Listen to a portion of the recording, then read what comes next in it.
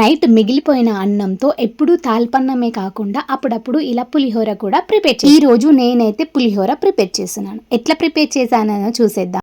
ముందుగా అయితే పులిహోరకి కావలసినవన్నీ సిద్ధం చేసుకున్నాను. ఇప్పుడు ఒక గంజు పెట్టేసుకొని కాస్తంత ఆయిల్ వేసేసుకొని ఆవాలు వేసుకోవాలి. ఆవాలు వేసుకుంటేనే పులిహోర మస్తు సూపర్గా కనిపిస్తుంది అన్నమాట. ఇప్పుడు అందులో పల్లీలు, శనగపప్పు, పెసరపప్పు, మినప్పప్పు, అలాగే కరివేపాకు, మిర్చి ఇవన్నీ కూడా ఆయిల్లో వేసుకొని ఫ్రై చేసుకోవాలి. హలో హలో మర్చిపోయాను, వెల్లుల్లిపాయలు అస్సలు మర్చిపోకండి. కాస్తంత ఉప్పు వేసుకొని చింతపండు రసం అయితే వేసుకోవాలి. పాత చింతపండు కాదండో, ఈ కొత్త చింతపండుతో చేశాను. సో ఇలా మంచిగా ఈ చింతపండు రసం మొత్తం ఇనికిపోయేంత వరకు ఉడికించుకోవాలి మీడియం ఫ్లేమ్లో. ఇప్పుడు ఉడికిన తర్వాత మన నైట్ అన్నం ఉంటుంది కదా, ఇప్పుడు ఆ అన్నంని ఇందులో వేసేసి ఒక 5 మినిట్స్ పాటు మంచిగా కలిపేసుకొని మీడియం ఫ్లేమ్లో 5 to 10 మినిట్స్ ఉడికించుకుంటే ఎంతో టేస్టీ అయిన చింతపండు పులిహోర రెడీ. మీరు ట్రై చేయండి.